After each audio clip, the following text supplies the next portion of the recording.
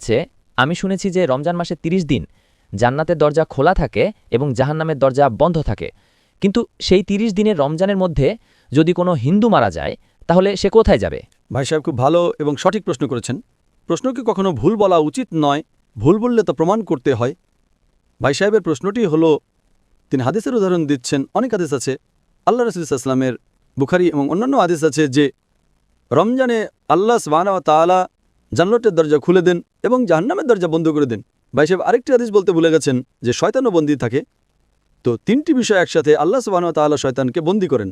তো ভাইয়ের প্রশ্ন হলো, যদি রমজানে ৩০ দিনের মধ্যে কোনো হিন্দু মারা যায় তাহলে সে কোথায় যাবে? অনেকে প্রশ্ন করে, শয়তান শিকলে বাঁধা থাকে, শৃঙ্খলবদ্ধ, কড়া, হাত করা তো বলতে পারবো না, কড়া কড়া শিকলে বাঁধা। শয়তান শিকলে বাঁধা থাকে, তবুও আমরা দেখি গুনাহ হচ্ছে। যদিও রমজানে গুনাহ কম হয়, তবু গুনাহ তো হয়, তাই না? তো শয়তান শিকলে বাঁধা থাকে, তাহলে গুনাহ কেন হয়? এটাও একটা প্রশ্ন কি না? যদি শয়তানকে আল্লাহ তাআলা শিকলে বাঁধা রাখে রমজানে, আমরা দেখি তবু চুরি হয় কি না? কম হয় কিন্তু হয়। তবু লোকেরা মদ্যপান করে, কম পান করে। যখন শয়তান শিকলে বাঁধা, তবে কেন এই ভুল হয়? কিভাবে এই গুনাহ হয়? প্রথম প্রশ্নের উত্তর হলো যে জাহান্নামের দরজা বন্ধ থাকে, জান্নাতের দরজা খোলা থাকে। যদি কোনো হিন্দু রমজান মাসে মারা যায় তাহলে কোথায় যাবে? সে যাবে প্রথমে বারজাখে। কোথায় যাবে? বারজাক। বারজাক মানে মধ্যবর্তী সময়। মানুষ মারা যাওয়ার পর সরাসরি জান্নাতে যায় না, সে বারজাখে থাকে। এরপর হাসরের ময়দানে সবাইকে উঠানো হবে, হিসেব নিকাশ হবে। সূরা আল ইমরান অধ্যায় নম্বর 3 আয়াত নম্বর 185, চূড়ান্ত প্রতিদান বিচার দিবসে দেওয়া হবে। কুল্লু নাফসিন যায়কাতুল মউত। প্রত্যেক প্রাণী মৃত্যুর স্বাদ গ্রহণ করবে। চূড়ান্ত হিসেব নিকাশ হবে বিচার দিবসে, কিয়ামতের দিন। আর যে ব্যক্তি জাহান্নামের আগুন থেকে বেঁচে যাবে এবং জান্নাতে যাবে, সেই এই দুনিয়াতে সফলতা লাভ করবে। এটি কোরআনের আয়াত। চূড়ান্ত হিসেব নিকাশ কবে হবে? বিচার দিবসে, এখানে নয়। তো রমজানে যদি জাহান্নাম বন্ধ থাকে, এ যাবে বারজাখে। রমজানের পর তো জাহান্নাম খুলবেই, তাই না? রমজানের পর তো দরজা খুলবেই, তাই না? হ্যাঁ, খুলবে। তো যদি সে শিরক করে থাকে, আল্লাহ ও তার রাসূলের কথা না মেনে থাকে, তাহলে সে বারজাকে শাস্তি পাবে। জান্নাতের দরজা খোলা থাকবে, জাহান্নামের দরজাও খুলে যাবে। খুলে গেলে যখন সময় আসবে তখন সে জাহান্নামে যাবে। একদম। এই প্রশ্নটা তো সহজ ছিল।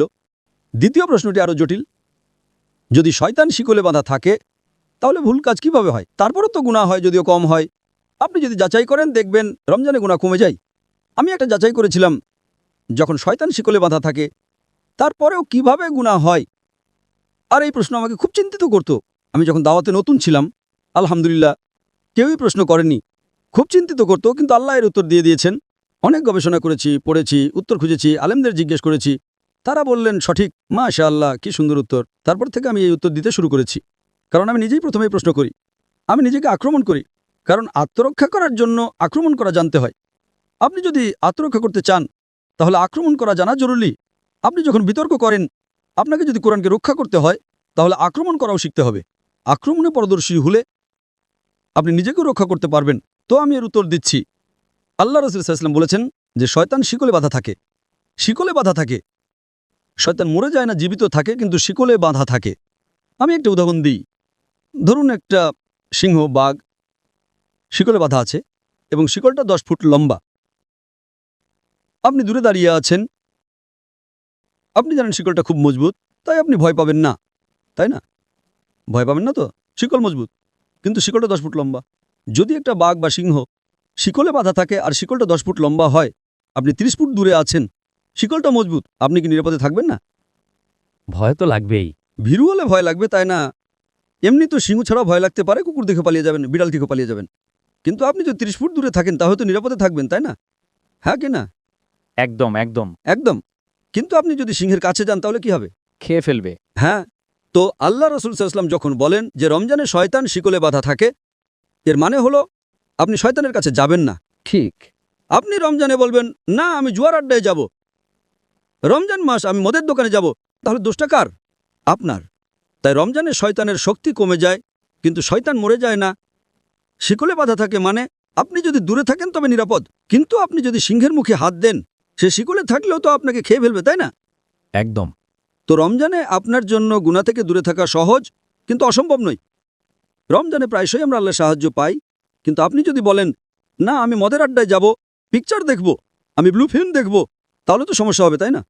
তো রমজানের শয়তানের প্রভাব কমে যায়, কারণ সে শিকলে বাঁধা থাকে। আপনি তার কাছে গেলে, তার মুখে হাত দিলে সে আপনাকে খেয়ে ফেলবে, তখন আপনি গুনাহ করবেন। তো এটা হলো যুক্তিসঙ্গত উত্তর। সঠিক উত্তর তো আল্লাহই জানেন। এটা একটা যুক্তিসঙ্গত উত্তর।